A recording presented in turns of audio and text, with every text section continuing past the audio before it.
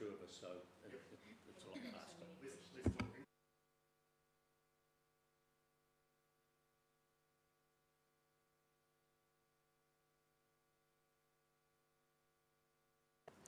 We'll reconvene the hearing, and Ben will be familiar with those who are around the table, Glenys and myself, Joanne Scoos and Lindsay up the front, and we have our little minder, our minder on the other side, just from the administration, or I guess the practical implementation side of things.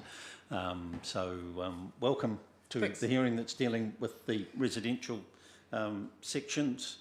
I'd just like to acknowledge before you start that there's a number of submissions that you've lodged that have pointed out things that are very helpful to the process, so thank you. Oh, that's good. We try and we'll probably explore those a little bit further as we go through some of the other hearings. Right. So in your hands in terms of the residential, whether there's anything else you want to help us focus on your submission? Yes, yeah, I think probably most of what we were getting to here was in the policies and objectives, there's a bit about encouraging infill subdivision and efficient use of land, and then there are rules which don't necessarily correspond to those policies and objectives, so we're just trying to make sure everything's workable, practical, actually suits the situation on the ground. If you've probably read what we've detailed in the evidence there for a few specifics. But things like the carports and garages within the road boundary setback, which is allowed in the current operative district plan and would be excluded by the proposed. Mostly it's sort of detail stuff, but detail stuff is what we have to deal with when we're putting an application in, so it's good to get things all practical before the plan takes effect. So I guess going to Joanne, in terms of the garages in the yard, please remind us the reason why they're not provided for. Yes, so we had some urban design advice around best practice in terms of yard setbacks, and the advice was that with that front yard setback, having garages sort of protrude into that front yard can create dominance issues and disjointed streetscapes. I completely understand the submitter's point of view in terms of what we have existing and how that has created a bit more of an organic character. However, I've just highlighted through my supplementary that we probably are going to see a lot of redevelopment in Gore over the coming years. So this is an opportunity for us to potentially require more of a consistent front yard streetscape. And the I think it's policy 2 of the general residential is the relevant one. I just wanted, I'm not sure if I listed it because I had a question or as a reference.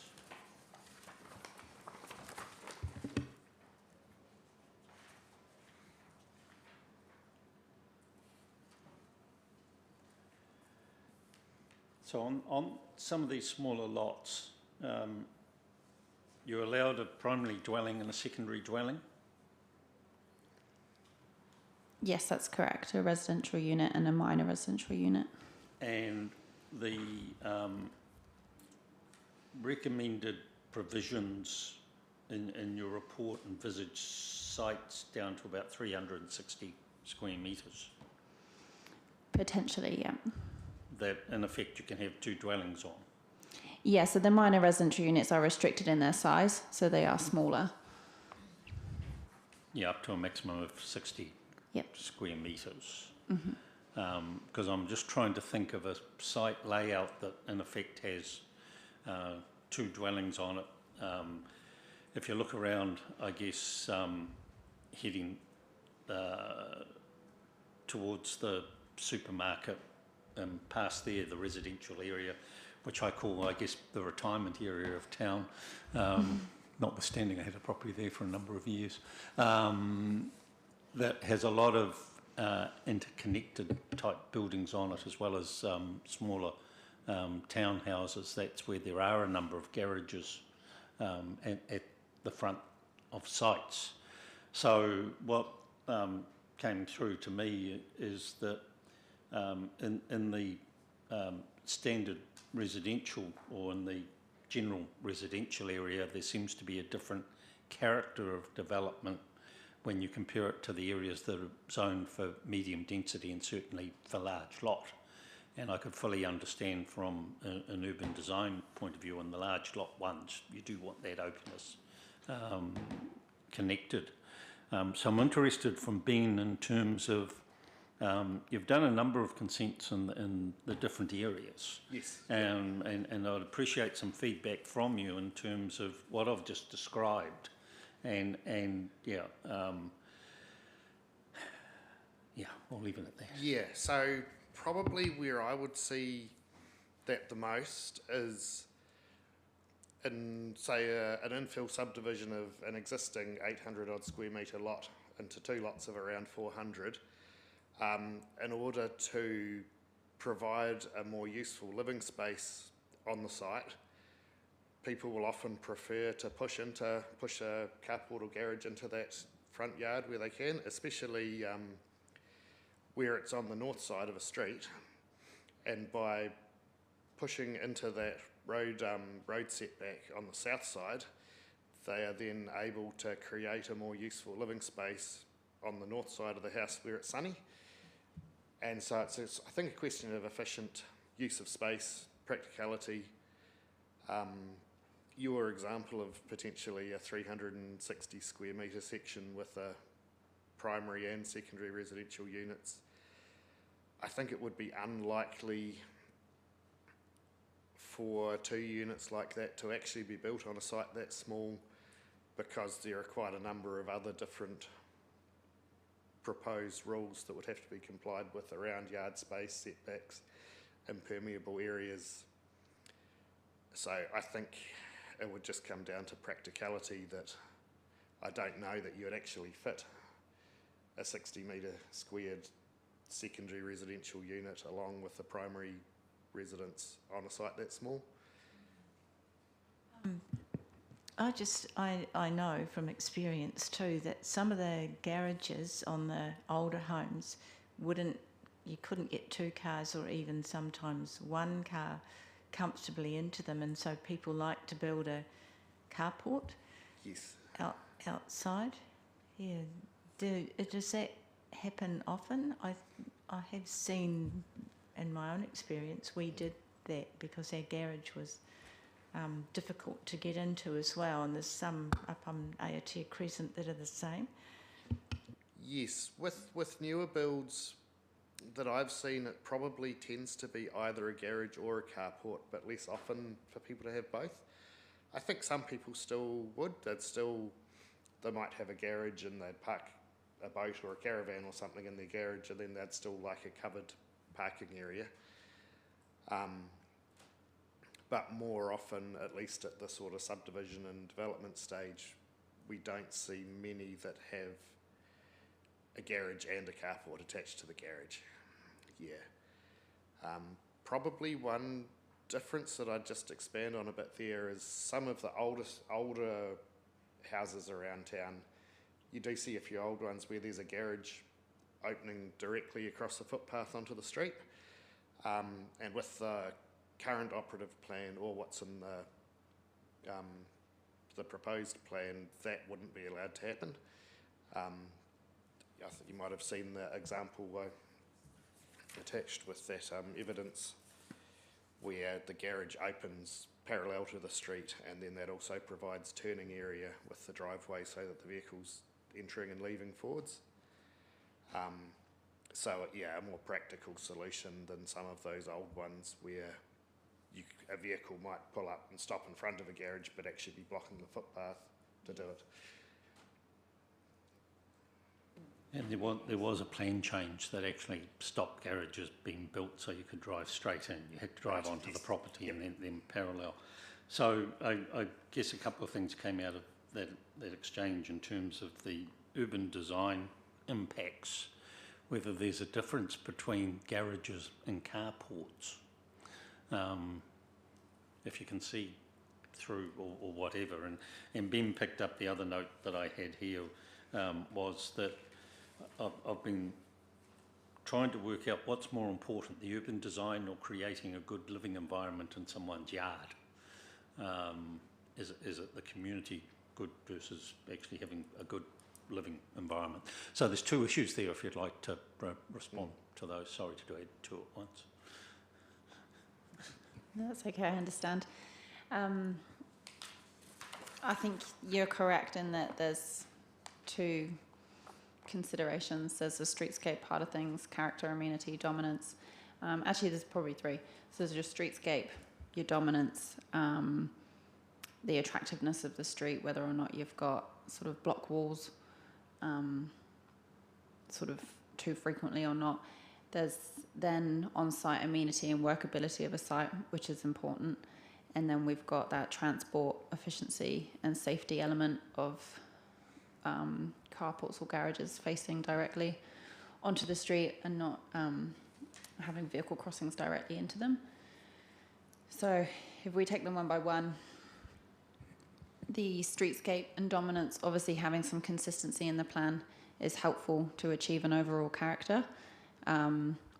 What I have highlighted though in my supplementary evidence is that not including that exemption does not prohibit these types of buildings within that setback. It's just that they require potentially a more considered approach. So are we looking at the height and size of the building? Are we looking at the materials that are utilised? Are there windows? Are there not? Is there some landscaping that could be used to enhance the streetscape, even with the building in the setback? Those are the types of scenarios that I imagine if you required a consent that we would be looking at. And then also we would be able to consider things like the traffic safety and whether it's appropriate or not. On-site manoeuvrability and amenity, again, a resource consent can look at those things, and whilst I do consider that we need to make sure that our developments are appropriate for landowners in terms of what they want to do with their sites, I think there is a balance that needs to be struck between that and how our communities and zones develop. And then finally with that traffic safety one, I do consider that we need to be careful in terms of enabling. If we enabled a carport, would we then have issues of people driving directly into the carport from the pavement or footpath, and then have we got issues with reversing out and potentially having safety issues with that footpath? So again, it's not to say that carports and garages are not ever allowed in that front yard setback. It's just whether or not we need to have a bit more of a considered approach. Thank you for that. What is the status of putting a carport in the front yard? It would be a restricted discretionary activity. Right.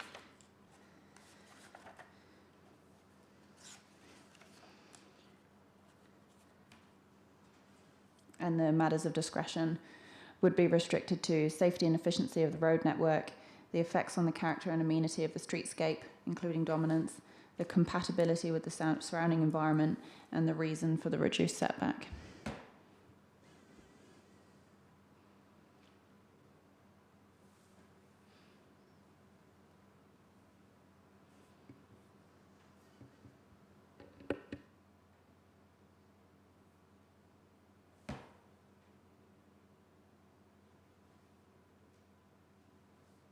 Okay, I think I've got all that on board. Thank you. Is there anything else you wanted to raise, Ben? I think we're probably all in agreement that we don't want them opening directly onto the street. No question there. And yeah, probably just a question of how the best way is to implement it. I guess give people enough freedom that they're not needing consents for things that shouldn't require a consent, but also, yeah, still maintaining some degree of control. And yeah, I guess you can't just have a complete free-for-all. So yeah, there's a balance in there somewhere, I think. Yeah. Okay. Now, the example that came to mind where your submission had been helpful was on the recession planes. Oh, yes. Yes, Yep. that was Yep. Something when I was flipping through was good to see. So if there's nothing else, then Probably just in terms of lot areas, yes. as we sort of had a few there, just basically what I think you were terming a sliding scale approach, where within a certain amount below a minimum area would be discretionary or potentially restricted discretionary. And I think there's probably many cases, I think we'd suggested that in terms of the large lot, but probably most of the district plan, I think, where in the proposed plan, there's many things where a minor breach would become a non-complying activity. And so I think there's potential for that sliding scale approach with probably all the zones area limits, to say that if you are within, you know, a certain proportion or specific areas, that if you're only slightly below the area, it should be a discretionary or restricted discretionary, and it's only a significant breach that should be non-complying. There may well be a difference between the urban zones and the rural zones. Yes, yep. So I guess, Yes, I can understand from, that. from all your nodding, Yep. Have the submissions you've lodged actually covered the other zones, the other urban zones? I would probably actually have to recheck the detail of. Yeah. Yeah. Or is that something that will come up as part of the subdivision chapter? Yeah, I'd say I've got pretty across your submissions, and I do think you do have scope across the urban zones on the basis of like the premise behind your submission is around that activity status and how it works. I would just, I am doing the subdivision chapter as well, lucky me. And I'm writing the report at the moment, so that's definitely something I'm giving consideration to. I would say that, having taken your submissions on board in terms of the different urban zones, what we've kind of got now as the status quo and how moving forward. So the only points I would add there is with the general residential zone, we've got in the density that sliding scale, and in my supplementary I've reflected that in the subdivision rule. And that is really on the basis of I have full understanding that we've got a lot of infill, which means we've got and the old subdivision pattern types means that we're always on the cusp of that 400 squares. With the medium density zone, we have enabled quite a high density in terms of residential units, that 150, and the reason that the lot size is 300 is because we don't want to create vacant sites of 150 because it's too small. But so creating vacant sites of 300 would enable sort of dual units to be developed. I think creating vacant sites less than 300, that's where it can get a bit tricky in terms of that subdivision design, and we just want to make sure that we're not in a situation where we're creating tiny vacant lots and without understanding what development would be utilised there. And then in relation to sort of our new large lot zones, a lot of that is greenfield development that's been upzoned. So there's a better opportunity to achieve the lot sizes because we're not infilling and sort of squeezing houses in where we can. So I probably, or I can and I will, go into that a bit further in that subdivision 42A because it's a good opportunity to delve in a bit deeper. But yeah, I do think that it's important to look at the different zones and how they sort of relate to what we've currently got on the ground and what we're sort of looking at going forward. That's very helpful, thank you. Look forward to the subdivision discussions then. Yep, I'm sure we'll have some interesting chats, but no, that sounds like a practical approach to me. Yep. All righty. So Anything else? That's all. I think that's about it. Right. Well, thank you for coming in and for your flexibility on time. Yeah, no We problem. all greatly appreciate that. Yeah, thanks for your Cheers. time. Cheers. All right. So we will now adjourn again until we hear from Environment Southland.